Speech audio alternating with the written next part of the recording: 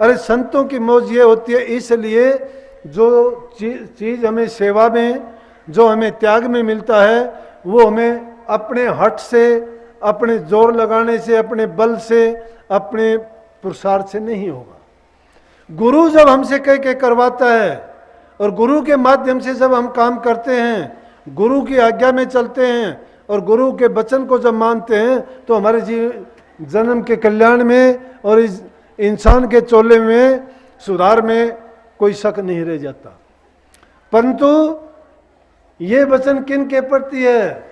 ये वचन है उनके प्रति जिनकी नहीं जग में वृत्ति, जो 84 से बचना चाहें, जन्म मरण से छूटना चाहें।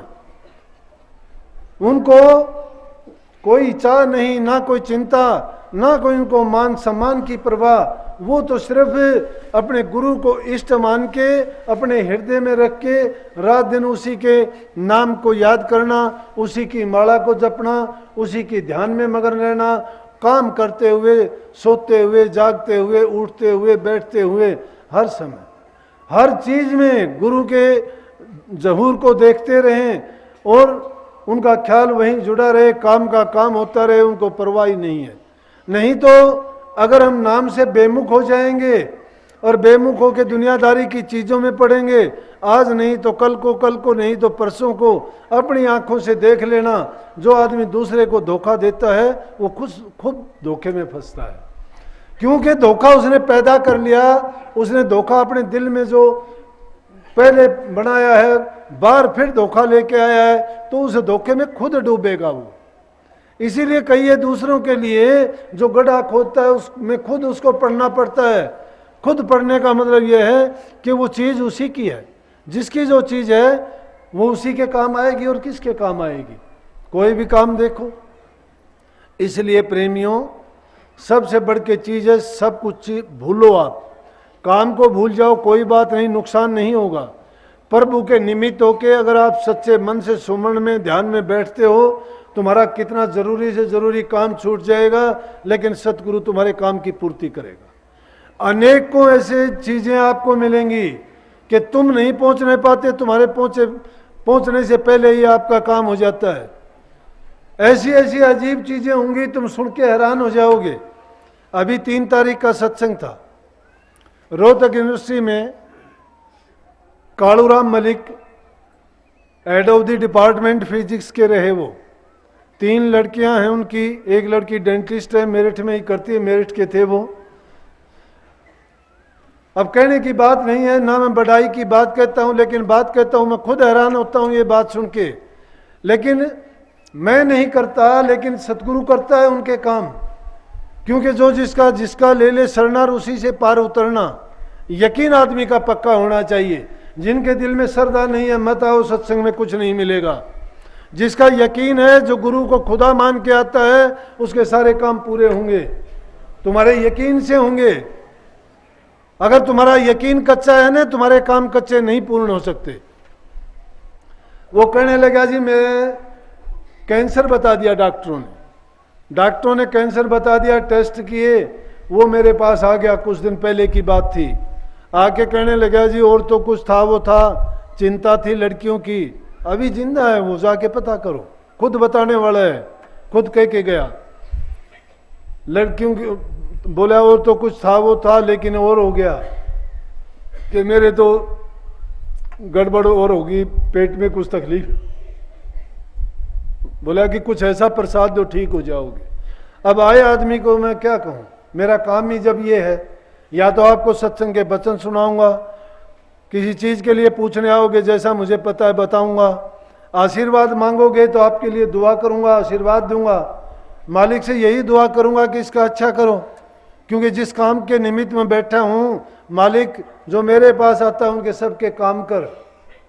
क्योंकि वो ये यकीन लेके आते हैं कि भाई महाराज जी के पास जाएंगे, वो तेरे काम करेंगे। तो मैं अपने दिल से कहता हूँ, मैं अपने सच्चे दिल से ये कहता हूँ, जो भी कोई आता है, रखने वाला रखता, मैं कोई बैर विरोध नहीं रखता किसी के साथ में। बैर विरोध रखता है वो संत नहीं है, किसी प्रकार का भेदभाव नहीं रखता। हाँ 19-21 तो देखने से भी हो जाता है, सभी लोग बराबर नहीं है। किसी को 2 मिनट पहले मिल लेता हूँ, किसी को बाद में मिल लेता हूँ। इतना तो देखने मात्र से हो जाता है। दुनियादारी के रीति रिवाज भी निभाता हूँ, झूठ नहीं कहता, करता हूँ इतनी हेरा फेरी। झूठ कहने में क्या है, इतनी तो हो जाती है और इतना हो भी नहीं सकता। लेकिन मेरा प्रयास ये होता है कि जो भी जीव आता है, चाहे मैं उससे पूछूं इतनी कि क्या हाल है, मैं सबसे पूछता हूं। सत्संग के समय तो ये बात हो नहीं सकती, लेकिन वैसे जो समय होता है, जितने लोग आते हैं, दिन में 4 बार का समय बना रखा है। आओ, मिलो, अपनी बात पूछो, कहो। क्योंकि जो शिष्य अपने मन की बात गुरु के आगे नहीं पूछ सकता, नहीं बोल सकता, तो गुरु क्या है? फिर गुरु उस किस काम का है? गुरु से उसको फायदा क्या होगा? फिर तो घर बैठे मिट्टी की मूर्ति को भी गुरु मान लेगा। लेकिन जो चीज श्रद्धा में है, विश्वास में है, यकीन में है, और वो यकीन, श्रद्धा, विश्वास का तुम्हारे अंदर में है, तो जो चीज तुम्हारे अंदर में पैदा होगी, तुम्हारे मन में पैदा होगी, उसमें शक्ति है। तुम्हारे ख्यालात की शक्ति जब उसमें मजबूती से हो जाएगी, वो तुम्हारा काम निश्चित रूप से होगा। राज तो है ये, लेकिन तुम्हारे मन के ख्याल डावाडोल हैं। आप तो कहते हो पता नहीं होगा नहीं होगा। वो गया, मैंने उसको आशीर्वाद दिया, प्रसाद दिया। डॉक्टर साहब हैं, पढ़े लिखे आदमी, हेड ऑफ द डिपार्टमेंट रहे, ये नहीं कि अनपढ़ हो, मूर्ख हो, दुनियादारी के बातों का ज्ञान है। तो कुछ दिन के बाद में डॉक्टर से कहने लगे, वो डॉक्टर कहने लगा, भाई कालूराम जी, आपको वो तकलीफ थी। बोला जी अब तो आराम है मुझे। बोला आराम नहीं, दिक्कत आपको बहुत है। बोला जी मुझे तब आराम है। बोला कि तुझे ऑपरेशन करवाना पड़ेगा। बोला जी ऑपरेशन तो जब करवाऊं दिक्कत हो। बोला कमाल करता है। बोला टेस्ट करवा तेरे दोबारा से। दोबारा टेस्ट करवाए, कोई कुछ नहीं। डॉक्टर बोला कि ये क्या है? बोला जी ये तो चमत्कार हो गया। बोला जी ये चमत्कार मेरे गुरु ने किया है। ने बोला नहीं नहीं, मेडिकल साइंस नहीं मानती इन बातों को, क्या बात करता है। ने बोला चल विनोद में मेरे साथ चल, दिखाऊं तेरे को। बोला नहीं नहीं, मैं आज से नहीं, 40 साल से डॉक्टरी करता हूं और हमारी मेडिकल साइंस नहीं मानती। ने बोला तेरी मेडिकल साइंस खत्म होती है, वहां संतों की शुरू होती है। ने बोला बेवकूफ मैं भी नहीं हूं। ने बोला मैं भी 25 साल तो हेड ऑफ द डिपार्टमेंट रहा फिजिक्स का, इतना तो मैं भी जानता हूं, लेकिन ये बात तेरे सामने है, तू बोल अब। बोला भाई है तो हैरानी की बात, लेकिन मैं नहीं मानने वाला। ये दुनियादारी के ऐसे लोग हैं, साक्षात भी इनके सामने कोई चीज करके दिखा दो तो भी नहीं मानते हैं ये। लेकिन मानते कब हैं? जब इनके साथ बीत जाती है। इसलिए प्रेमियों, कभी भी डामाडोल ना हो, अपने मन का निश्चय पक्का हो, संकल्प दृढ़ हो, इच्छा शक्ति मजबूत हो, मानसिक रूप से बलवान और ताकतवर बनो। जो भी ख्यालात को अपनी ताकत दे के तुम बढ़ाओगे, वही परिपक्व होकर तुम्हारे ख्याल का काम करेगा। जो भी अपने उद्देश्य में कामयाब हुए हैं, उन्होंने जो भी ख्यालात, जो भी बात सोची और उसी बात में अपने मन को लगाया और उसी मन से उन्होंने दृढ़ संकल्प के साथ जो काम किया, वो उन्होंने सफलता प्राप्त की। तो आप लोगों को भी मालिक वो ताकत दे, शक्ति दे, आपको भक्ति में इतनी, मैं कहता हूं कि ताकत मिले कि आप भी आसानी से इन चीज़ों पर यकीन करके इसी जीवन में अपने प्रयास में सफल हो और आपका जीवन कामयाब हो। आपका चोला व्यर्था नहीं जाना चाहिए। किसी का बुरा ना करो, किसी का बुरा ना करो। तुम्हारा बुरा करता है उसका भी अच्छा करो, तुम्हारी बुराई करता है उसके भी तुम अच्छे गीत गाओ। बुरा करने वाला खुद अपना भरेगा, लेकिन तुम अच्छा करोगे तुम्हें अच्छा मिलेगा। बुरा ना करो, बुरा करने के मार्ग भी ना जाओ, अच्छा करो, अच्छा करना सीखो और अच्छाई ही अपने दिल में हमेशा रखो। हमेशा फूल की तरह से महकते रहो और दूसरों को खुशबू देते रहो। मालिक आपके जीवन को सफल करे। राधा